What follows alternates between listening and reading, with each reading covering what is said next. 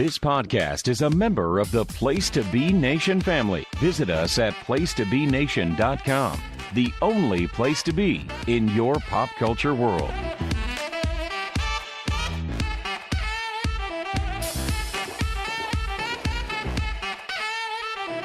Place to Be Nation, welcome back to PTBN's NBA Team Podcast. I am one of your co-hosts, Andrew Riche. I am joined by Adam Murray. Adam, the madness, we got the mad March disease out of the way.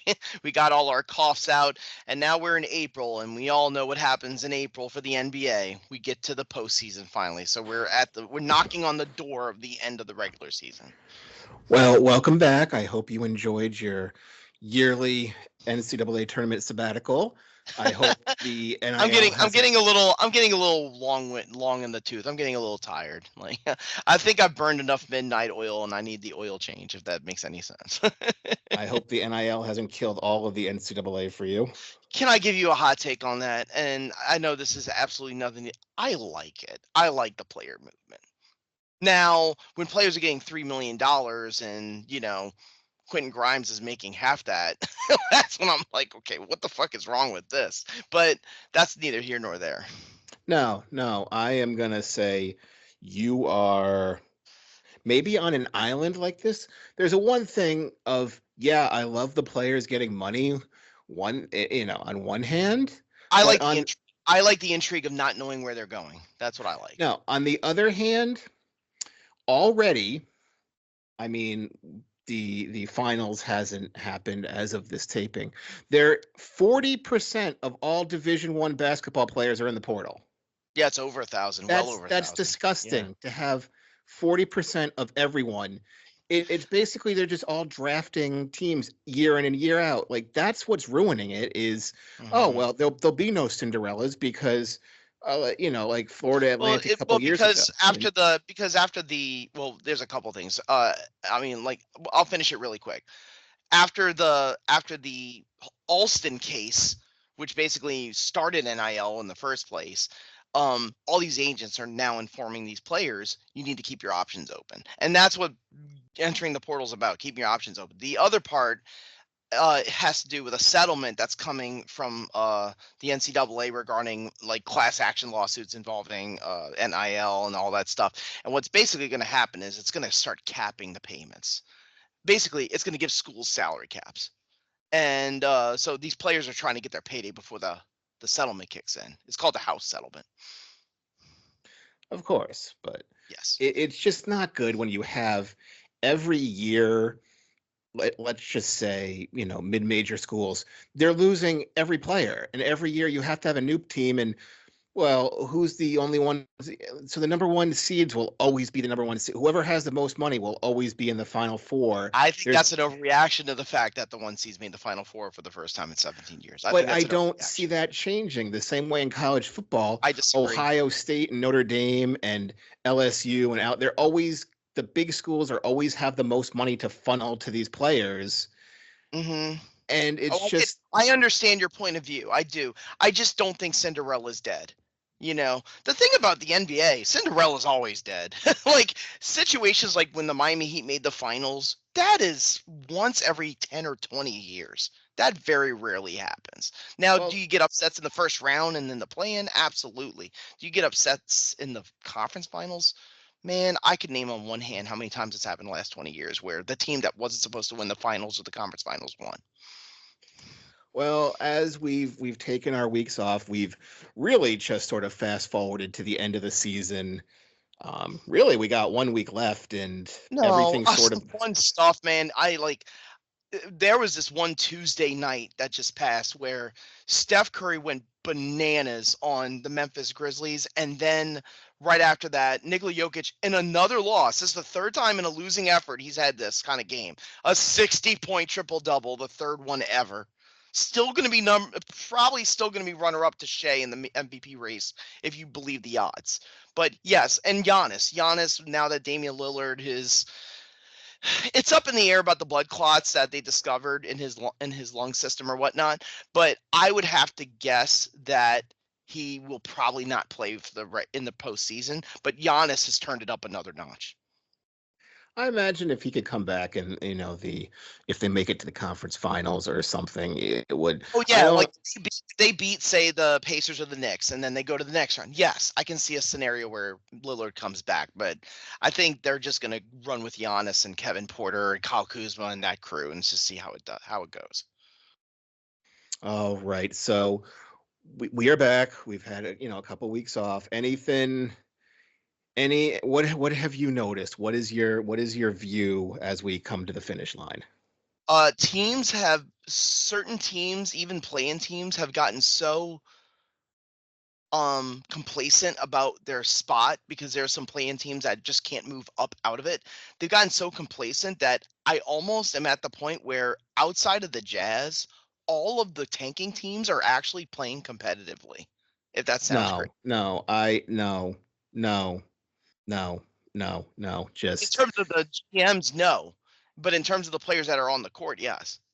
well, the players on the court know they can easily. That's every year. You don't play to lose if you're a player because your spot can be. Except for the Jazz. The Jazz are playing to lose. The Jazz don't know how to win. The Jazz are just bad in every way, shape, or form. They're But playing Isaiah Collier tons of minutes. That man is not ready to play NBA starter basketball.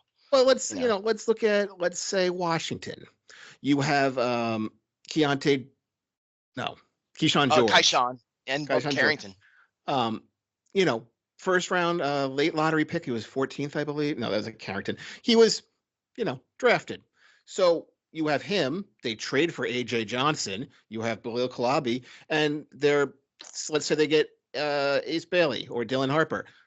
His job is basically completely marginalized in one quick fell swoop when he was, well, you're going to be the future. You're our starting two guy in the future. Well, so why would you go out and throw a game knowing, your paycheck is on the line? And you've seen with, Johnny Davis, former number 10 pick for Washington. It can flame out very fast, right? Yeah, you lose your minutes and you're down to the G League and you're just confident as a shot, and then all of a sudden, bam, you're out of the league. So you can't say Washington is trying hard. My Charlotte. point is, like, when I'm watching. My point is, when I'm watching these tanking teams, yes, there are some predictable results. If I see Charlotte playing a playoff destined team, the playoff destined team's going to win. But there are some teams that are awful, like the Raptors and the Wizards, and the Blazers are not awful, but they're not going to make the play-in. They're actually not the easiest team to beat if you just completely fall asleep on them. Yeah, because they're with the lottery flattening, let's say, it does. There's no, I'm 14% at this. Okay, I'm 13% at that. And it doesn't matter anyway, because when we get into the draft lottery, there's going to be a conspiracy theory anyways, because with the flattening, you're going to have Philly, you're going to have Miami, Dallas. Well, Dallas is pulling their way out of it. And we talked a lot about that on the draft episode that we did leading into the tournament. I don't want to get into the hot take discourse about the choke job by Duke and Flagg not playing well down the stretch. Some people have to learn how to win. It's okay. I still think he's going to be the number 1 overall pick. I don't want to get into the hot take discourse about how he choked. He's going to be the number 1 pick. Now, Bailey, Harper, VJ Edgecombe, there's other names I'm not thinking of. They're all going to be highly coveted once we get to June. But I agree with you. Well, I don't think the odds getting flattened more and more by the lottery is making it, oh man, we got to be able to have more ping pong balls than this team because we got to get Cooper. It's like, I don't think it's at that point just yet with the GMs. I don't like, it's not a Wembanyama situation. I'll just put it that way. Okay, well, yeah, obviously, because Cooper Flagg is not the once in a generational talent. Like, he's clearly number 1 and should be clearly number 1. But as we again we did this in the NCAA team. Yeah, he's more the Cade Cunningham number 1, not the LeBron James Wembanyama generational one of one card. I'm glad you brought up Cunningham. What do you think about this emerging stereotype going on about the Pistons, about how they just want to turn everything to a Pier 6 brawl? that's just them. That's their history. They're known as that tough team. Yeah, they were the bad boys, but the Pistons were also jobbers, to steal another phrase, for like what, 5 or 6 years, maybe longer. And now they're having success. And they had that really ugly brawl that spilled into the stands with Minnesota, which led to some suspensions. That made beef no stew sense. beef stew being in fights is not shocking. That's his way. Isaiah Stewart gets in fights. We know this. Yeah, that's the only thing is he is really the old school throwback. He's a Draymond. Yeah, he's a Draymond, Rasheed Wallace, just like the bad boys Piston. That's what he is. But as far as is anyone else really the tough guy? No.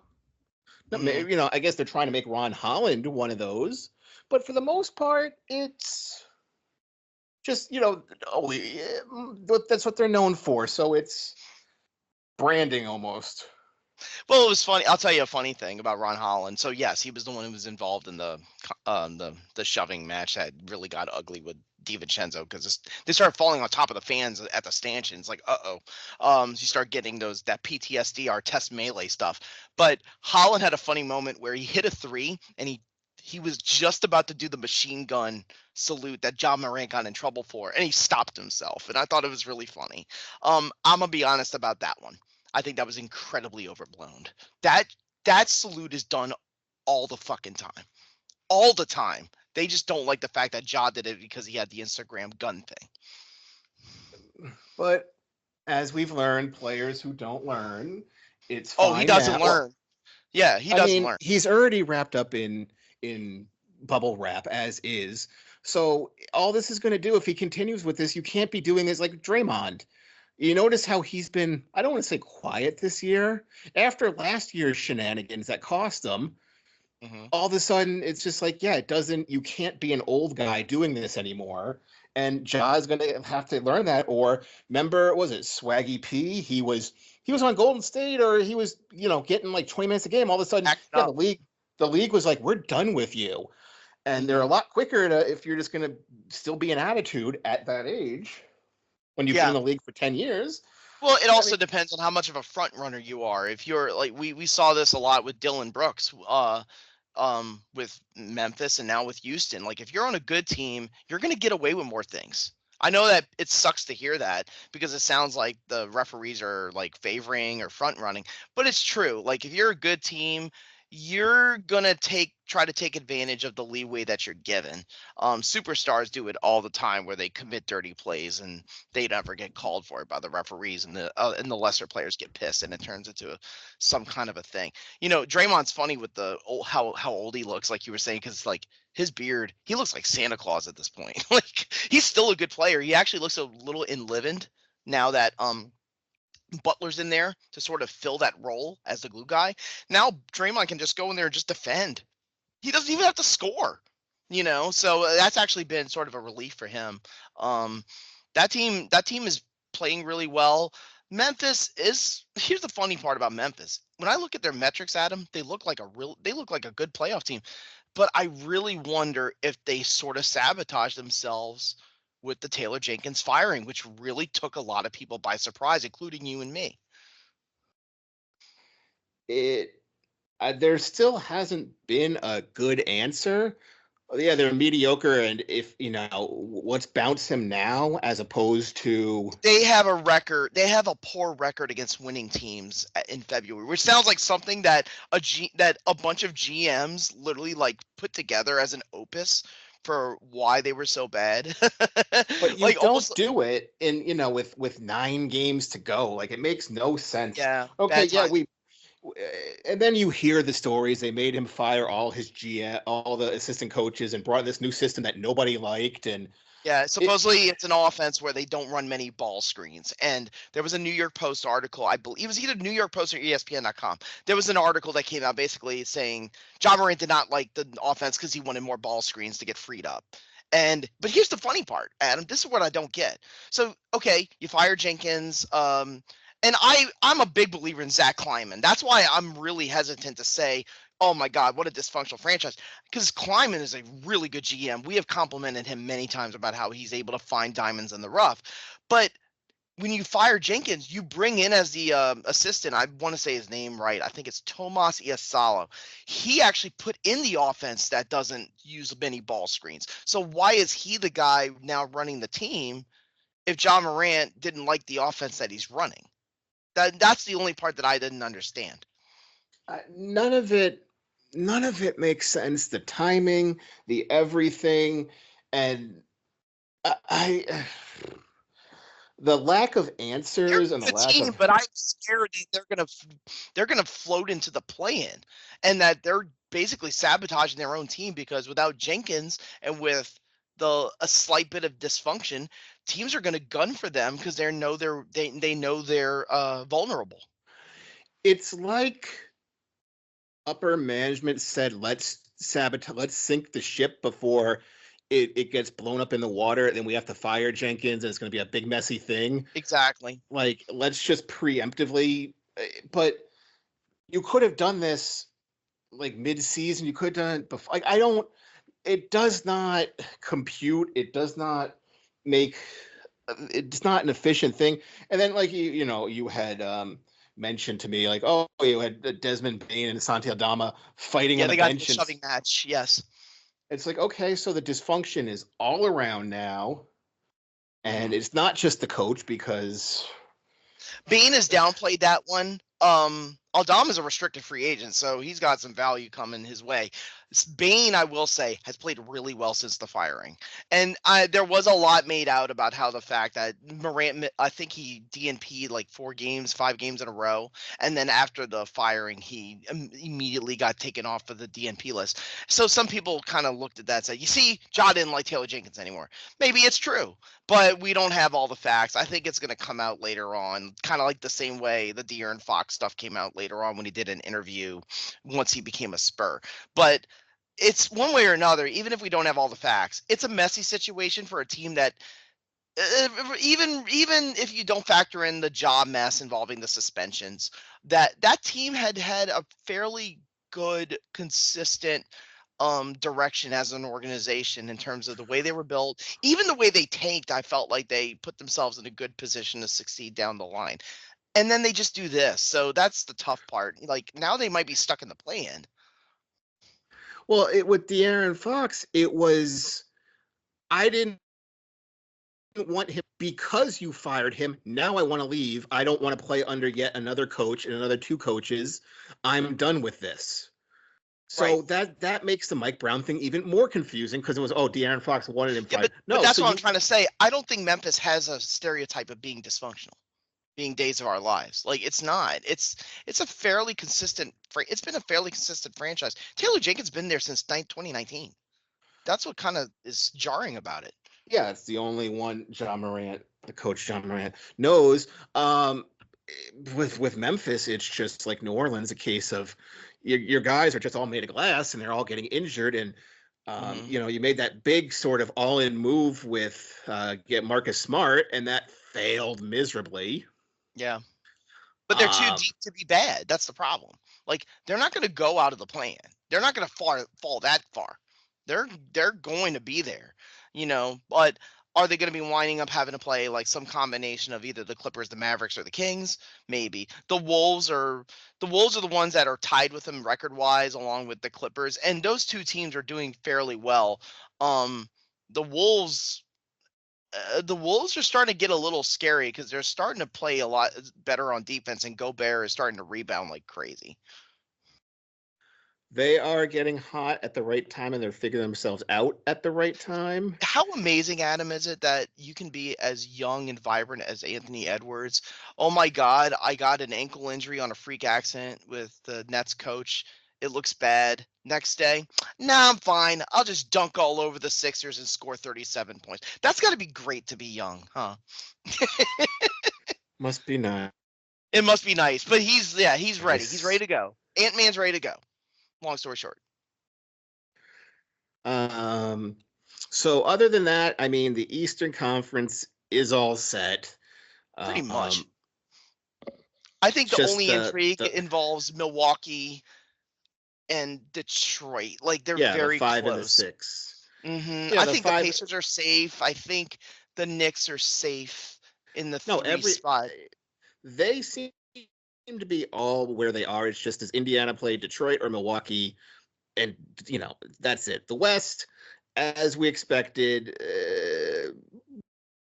between 3 and 8 are all still super. I want to say super close, but we know Memphis is falling out, so they're gonna Yeah, the scooch Rockets down. have distance. The Rockets have distanced themselves as the number 2 seed, I would say.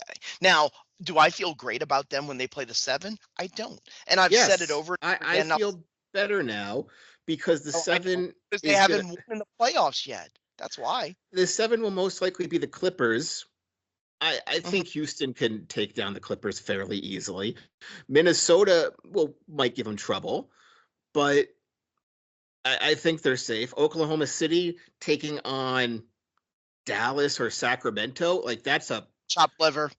Yep. 5 game. hmm I agree with that one. I see a very similar scenario to when they played the Pels last year, when they just got stuck in.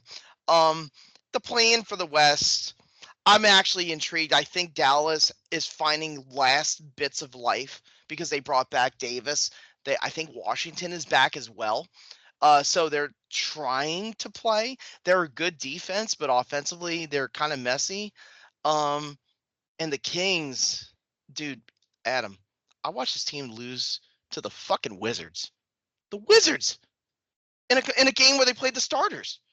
The Like, Kings, I want to say they're a sad franchise, and Sabonis will be like, "What are you guys doing? It's time to get rid of me. It's time to ship me out." But they're just going to trade him for Vucevic, Kobe White, and a first, maybe.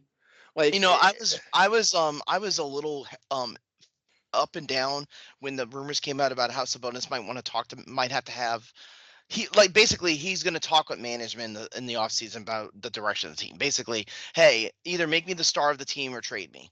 Um, but I was kind of up and down about whether or not how much value he could get on the open market. Then I realized, wait a minute, this guy leads the league in rebounds in a game, 28. He did it twice. Domantas Sabonis is an elite player. Is he a good defender? No, he's a poor defender. That's what holds him back from being an all-time player. But if you put him on the market, you could get everything. there will be a huge market for him. I presume there'll Right. be a huge market for Lauri Markkanen when he comes up this year. And But I think the only one that we haven't talked about, but we're like, for example, we're getting ready for our Gone Fishings like down the road. I am almost, Adam, at a point where with a pen, I'm writing in as Gone Fishing the Phoenix Suns. I think they're finished. I might eat crow on this because we still got a week to go, but I think they're not going to make it. no, they're done. Durant has an ankle injury and he basically pieced out. Booker is now suddenly shooting the ball well now that Durant's gone, which just speaks to the dysfunction of that team. And Beal, I don't even know if Beal's playing. Is he even playing? He just came back. He missed like his only 7 shots against Boston, and Yeah. it went as expected. I mean, it's hard. Like, we did this, those who don't learn are doomed to repeat. And we bought hard on Brooklyn a few years ago when they went all in. And this year I was like, yeah, Phoenix is all in. It was the coach. It's the urgency. There's a coach. You got a real point guard. You don't have Bradley Beal bringing it up. They're gonna get it. And then everything just went completely sideways. And yeah. no, they will be in the bottom tier of the dysfunction. And There's only 2 things I've noticed out of them that I've actually liked, and it's just small things for the future. Colin Gillespie, they might want to retain because he's actually playing well. And Ryan Dunn was a good draft pick at center. So those are the only 2 things. And then they just stopped playing him. Stupid. So I don't know how you go from, well, we need to insert you into the starting lineup because we like your D and you'll learn your shot, to, you know what, you just. No, let's just play DNP. Bol a lot, yeah. And Mason Plumlee, who wants to fight everybody. Yeah, Budenholzer is probably good as gone, and it was a bad look when Budenholzer went back to Milwaukee and they do the reunion thing where he's like, "Oh, I had great memories there," and Giannis just absolutely destroyed the Suns single-handedly. Anytime, that's one thing a superstar, I will say. Anytime a superstar plays a former whatever and goes off on him, that's when I know. I'm like, oh, there's ill will there, because it takes a lot of motivation now to get these superstars up for regular season games, and for Giannis to just sit there and just crush Budenholzer like that told me all I need to know. So is there anything else you're seeing as we slowly wrap up this one? We get ready for the final. Is LeBron countdown. James washed up? I think we're ready for that question. Oh, no, we're not ready for that question, because ESPN can't not report about him, because that's all ESPN does is what's because LeBron of the Stephen doing? A. Smith incident. No, Or you mean they're doubling down? They all double down. Like I'm watching. I see all the morning radio shows at the same time, and they all have to talk about LeBron. They all have their 20-minute segment on the Cowboys, who haven't made it to the conference finals in 30 years or something. This is just ESPN hype machine, and you're buying into it. What's LeBron doing? The dude is 40. The fact that he's overachieving at this age, look at other players at the end of their career. Let's look at Kobe.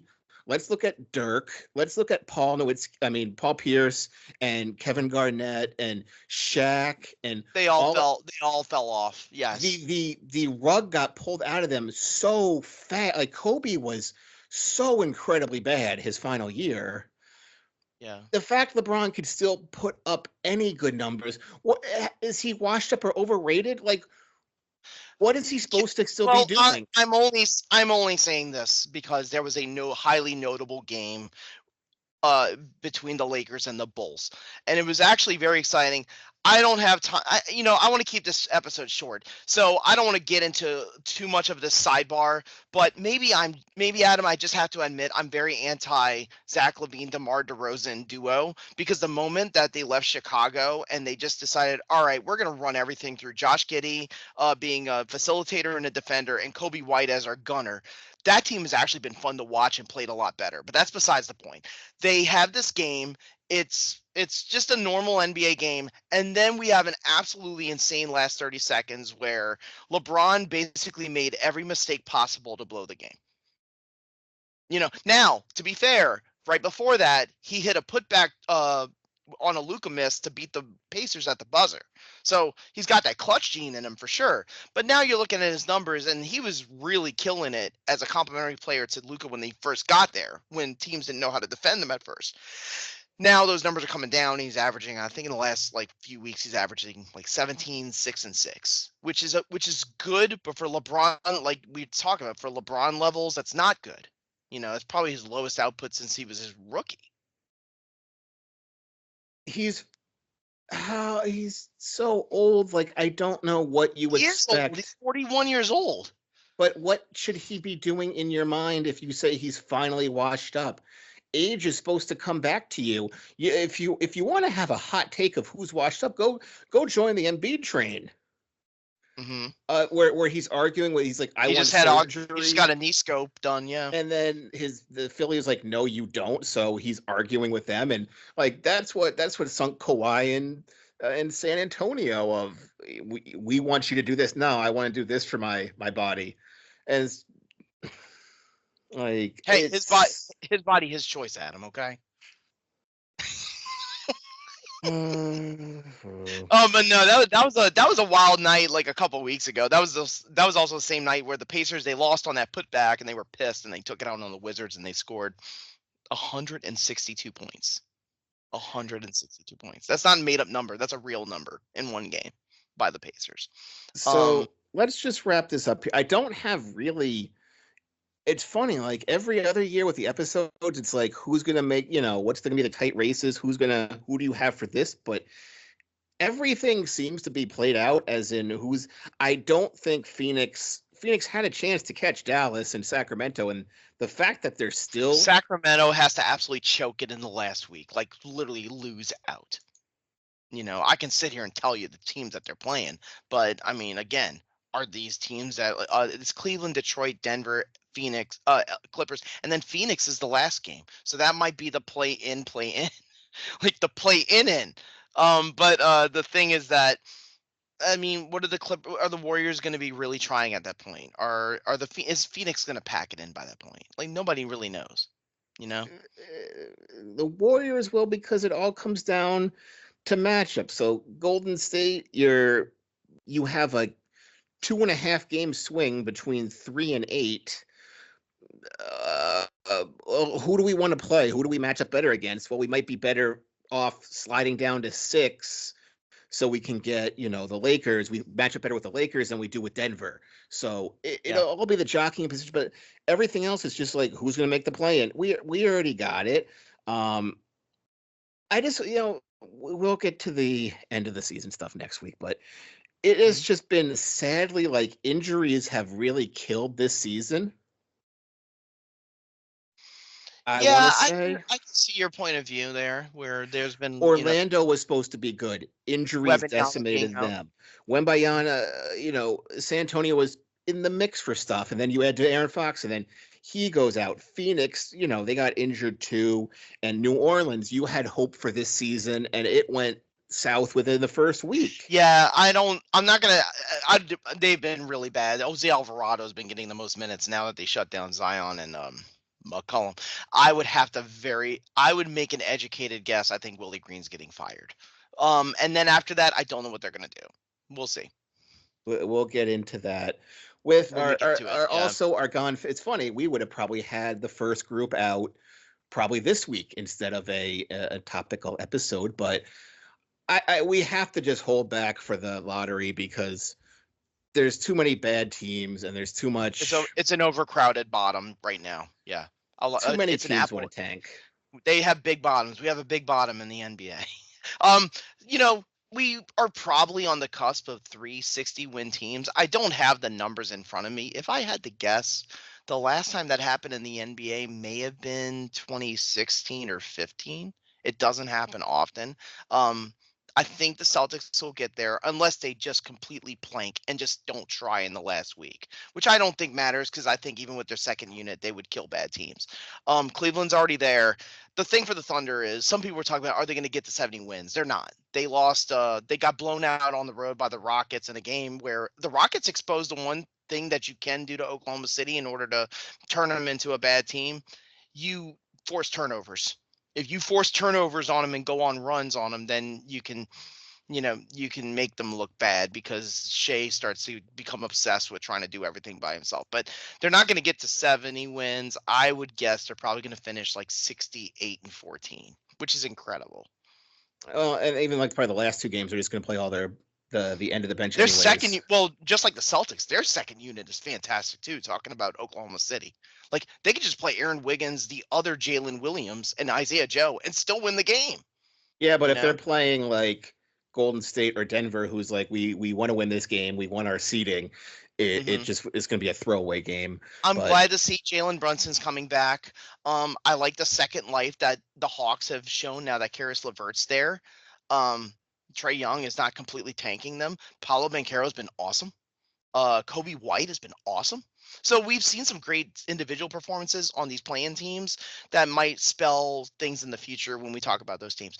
But yeah, I feel like we're kind of locked. I think we're all put in our seats. Nobody is trying to grab the middle, trying to get the middle seat on the plane. I think we're pretty much set for the postseason. So we'll be probably back next week doing one and discussing all the different scenarios that are locked in. And I mean, are you excited for the play-in tournament? I always have felt like I've liked it more than you have. And but it will continue that way.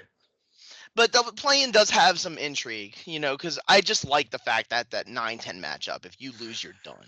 What I don't like about the play-in is the fact that the 9 and the 10 are still in the lottery. Like, the lottery should just be the 10 teams who don't even make the play-in. Like, you shouldn't be in the play-in and still get a chance to be the number 1 pick. Like, that should just be you don't make the playoffs. That's it. Where I don't know why we need to add these 9 and 10. That would encourage more tanking, Adam. Then that means like teams like the Suns would absolutely tank the last week. Then you can't have more tanking than we have this year.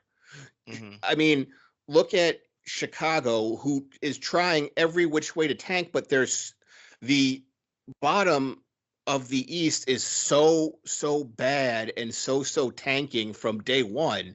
You can't even, like, even dysfunctional Miami. Like you can't just let's just phone it in. We'll drop a few games. Yeah, I'm glad you brought that part up as we finish up. The only thing about the East play-in that's kind of boring me, I think, Adam, this is the third year in a row we've had Chicago, Atlanta, and Miami in that play-in, and I'm getting kind of tired of it. Can we get the Raptors and Nets in there somehow one time, just once? Well, we can't because they tanked on. Toronto on day 2 when everybody got injured, and those records are really close. So we don't know who's going to host those games yet. So that'll. Does it matter? Like that's what I was gonna say. It doesn't matter because they're probably gonna lose to Cleveland and Boston, barring injury. There's only one more thing I want to throw at you because I was thinking about title contenders as we go into this. I would say Golden State is there. Do you think the Knicks are there? No. Would you say they could win an NBA championship this year? No. I say if there's an injury to Boston or Cleveland, I think yes, it could happen. No, it can't happen because if series goes 7, we've already seen Towns get injured and try to take himself out of the game, and Thibodeau's like, no, you're still playing 35 minutes. Mm-hmm. They're going to be worn out. Yeah. Have you seen the minutes for Mikal Bridges and OG Anunoby over the last 2 weeks? It's insanity. Yeah. In the 40s. Ridiculous. 40 minutes plus. Even Jokic, the most durable superstar of all time, said, I needed that rest. Because he sat like 5 games in the month of March. And he said, I needed that rest. And speaking of rest, that will bring a rest to our episode. And we'll be back next week for our regular season finale stuff. Yay. Yeah, it'll be fun. Right. Then we get into it after that. All the other stuff. So for Andrew Riche, I'm Adam Murray. Have a good one. Take care.